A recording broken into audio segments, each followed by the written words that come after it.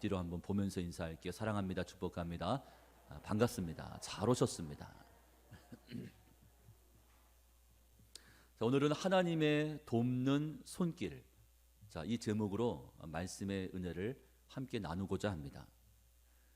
바울을 결박했던 로마 부대의 천부장은 정당한 법적인 절차를 밟기 위해서 유대 사법기관이었던 사내들인 공회를 소집했습니다.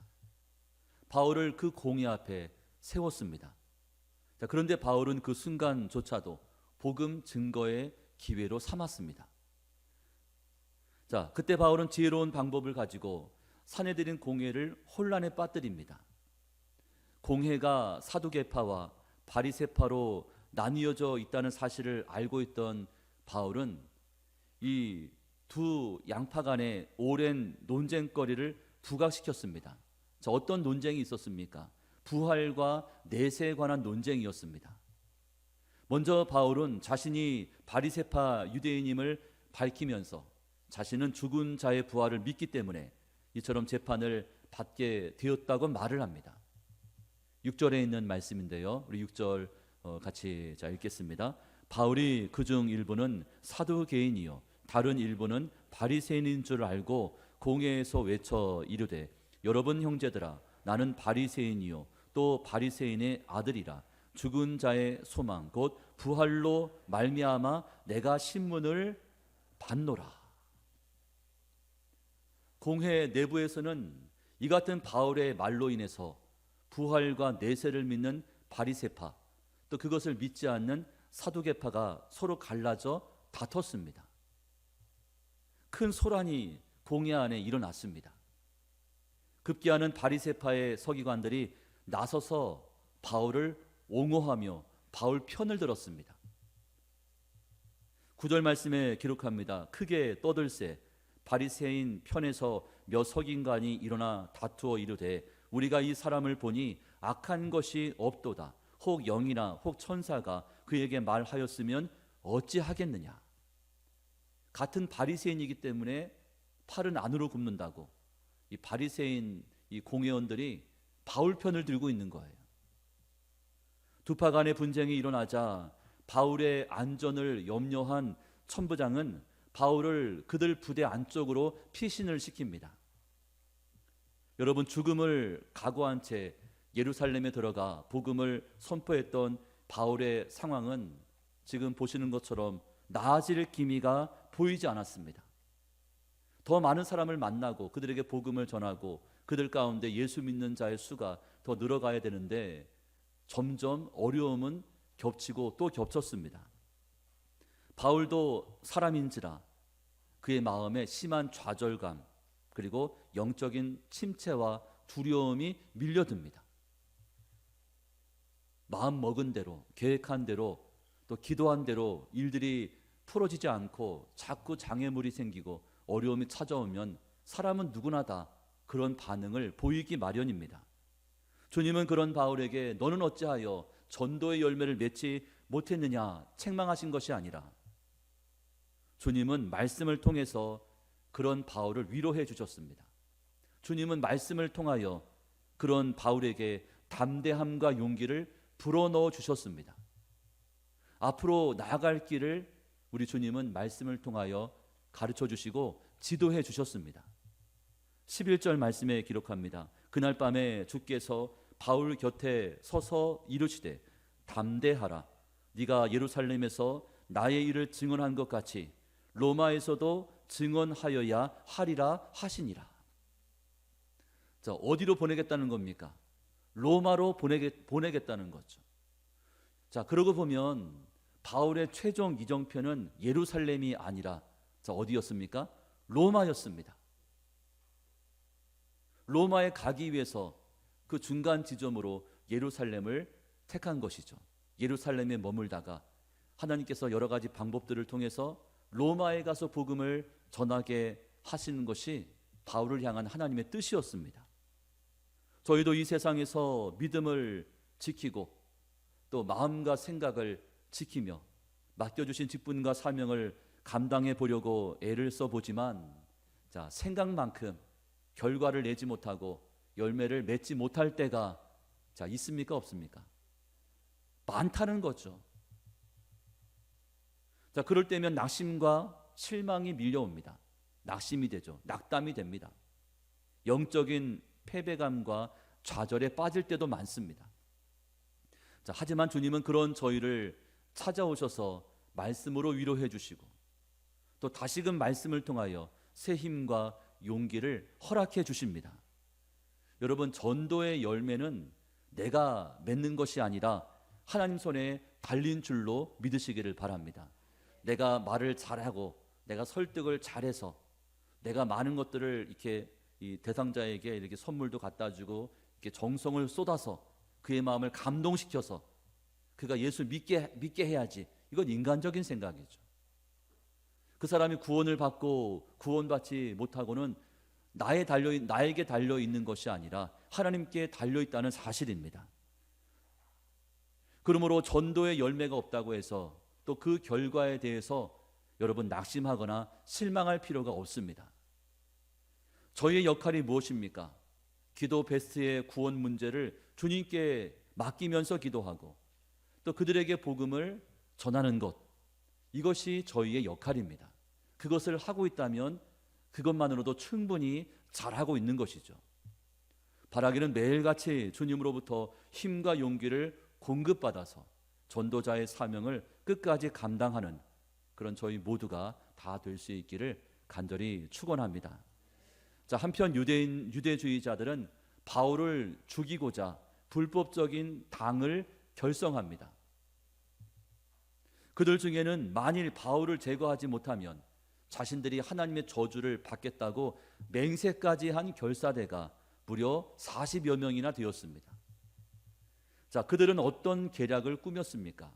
15절 말씀으로 가면, 자, 15절이요. 우리 같이 읽겠습니다. 이제 너희는 그의 사실을 더 자세히 물어보려는 척하면서 공회와 함께 천부장에게 청하여 바울을 너희에게로 데리고 내려오게 하라. 우리는 그가 가까이 오기 전에 죽이기로 준비하였노라. 바울을 다시금 공회로 불러내자는 거죠.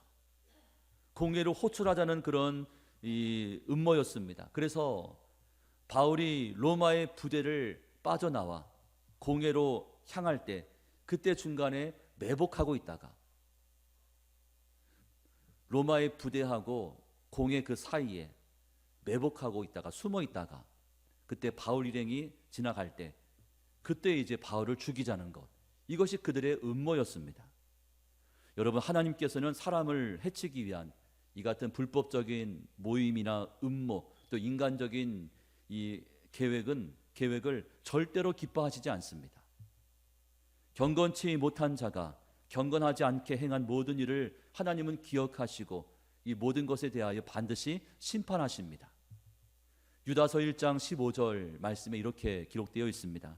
이는 무 사람을 심판하사 모든 경건하지 않은 자가 경건하지 않게 행한 모든 경건하지 않은 일과 또 경건하지 않은 죄인들이 주를 거슬러 한 모든 완악한 말로 말미암아 그들을 정죄하려 하심이라 하였느니라. 자, 그러나 바울을 암살하려고 했던 저들의 음모와 모든 계획은 갑작스럽게 등장한 바울의 생질, 바울의 조카로 인해서 완전히 실패로 끝나고 맙니다.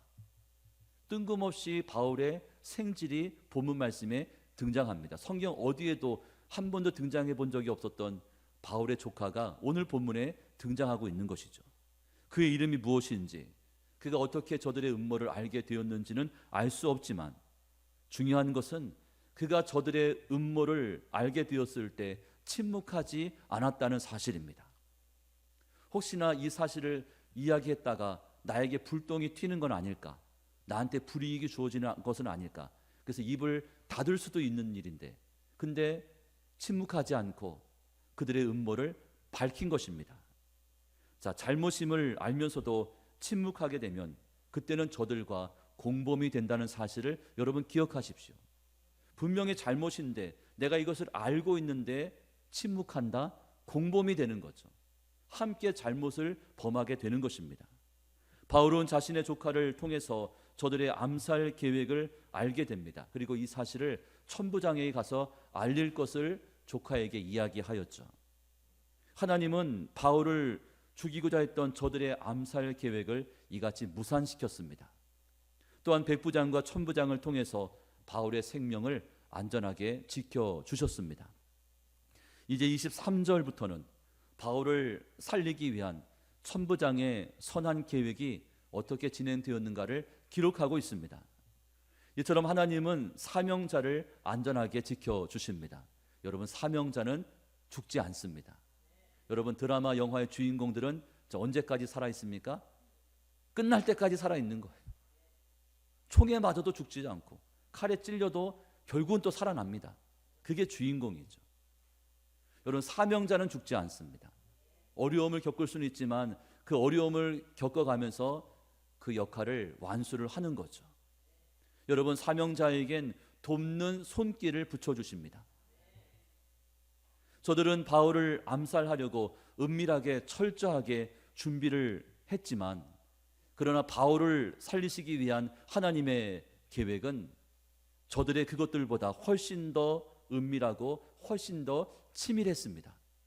하나님의 그 뜻과 계획을 저들이 어찌 따라올 수 있었겠습니까? 여러분, 하나님은 악한 자의 음모를 결국 만천하에 드러내시고 또 막으시지만, 선한 일에 열심인 자들에겐 피할 길을 여실 뿐 아니라 전혀 예상치 못했던 돕는 손길들을 허락해 주시는 줄로 믿으시기를 바랍니다. 여러분, 그 돕는 손길들 중에는 믿는 자들도 있고 불신자들도 그 안에 포함되어 있습니다. 이제 교회 주변에 철거가 진행되고 있는데, 그 철거를 맡은 그 업체 소장이 저희 교회 돕는 손길입니다. 항상 만날 때마다 목사님 뭐 도와드릴 거 없을까요? 본인 교회도 아닌데. 어떻게 보면 저희 교회 때문에 철거할 때 여러 가지 번거롭거든요. 그죠? 한꺼번에 쫙 해치우면 되는데 우리 교회가 있으니까 그러지도 못하고 늘 신경을 쓰는 거죠. 그래서 제가 이렇게 이야기했습니다. 교회 저기 우리 안에 저기 못 쓰는 망가진 장의자들, 또 이제 안 쓰는 뭐 곰팡이 쓴 뭐 책장들, 뭐 소파들 있는데 이거 내다 놔도 됩니까? 얼마든지 내다 놓으십시오. 저희가 다 가져가겠습니다. 그러더니 우리가 내다 놓으려고 하니까 본인 그 철거하러 와서 일하는 그 인부를 4명을 보내주는 거예요. 우리가 끄집어내겠습니다. 뭘 끄집어내면 되겠습니까? 직접 들어와가지고 본인들이, 그죠? 이걸 다 끄집어내는 거예요. 필요 없는 것들. 그렇지 않으면 나중에 다 짐이 되는 것인데. 그래서 뒷방에 보면 깨끗하게 좀 치워져 있습니다. 또 우리 그 뒷뜰에 보면은 망가진 뭐 수레 같은 것도 있고 뭐 이렇게 복잡한 게 많이 있었는데 그것도 다 가져가 버렸습니다. 그것도 공짜로. 목사님 또 뭐 도와줄 게 뭐 없을까요? 뭐든지 말씀하십시오. 뭐든지 도와드리겠습니다. 돕는 손길이죠.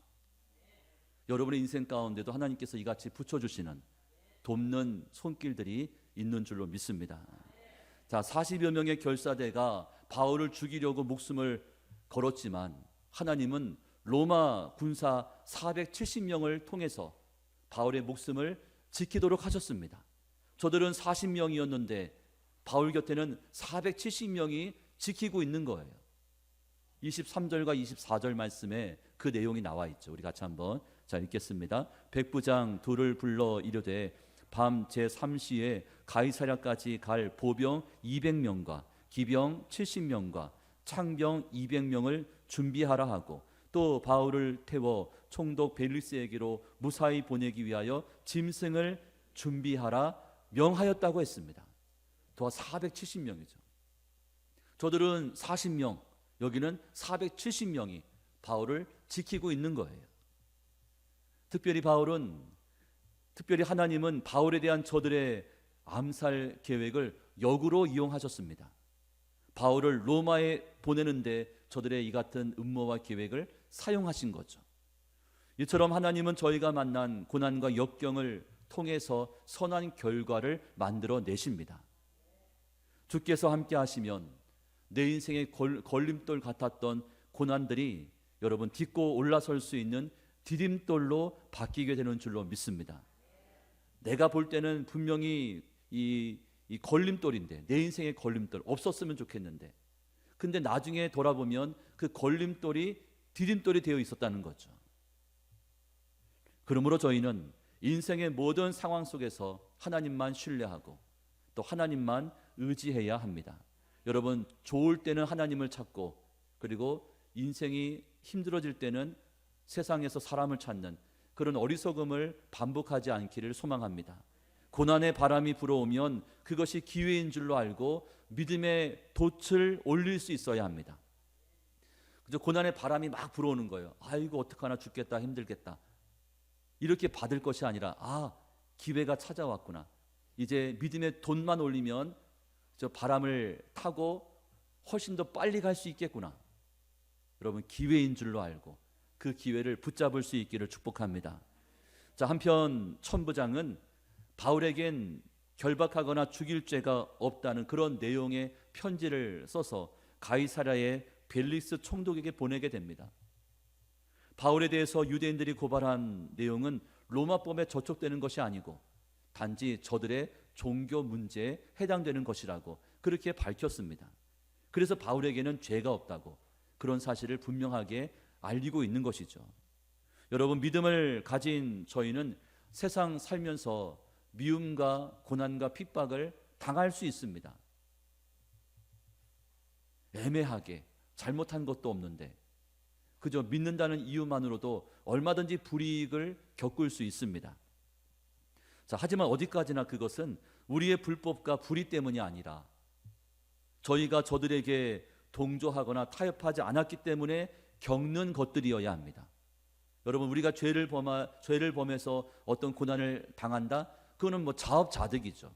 내가 뿌린 대로 거두는 거니까. 근데 그렇지 않은데도 어려움을 겪을 수 있다는 것, 난 잘못한 것이 없는데 여러분, 저들에게 동조하지 않고 저들에게 타협하지 않기 때문에 겪는 믿는 자들의 삶의 어려움이 있다는 것이죠. 그것은 하나님이 기뻐하시는 고난의 모습이라고 말씀하였습니다. 자, 바울은 로마 군대의 호위를 받으면서 목적지에 도착을 합니다. 그곳에 벨릭스 총독은 바울이 어디 출신인가를 확인하였고 바울을 고발한 자들이 이곳에 도착할 때까지 그때 바울을 안전한 곳에서 쉬도록 그렇게 배려해 주었습니다. 여러분, 바울은 죽음의 문턱에 서 있었었죠.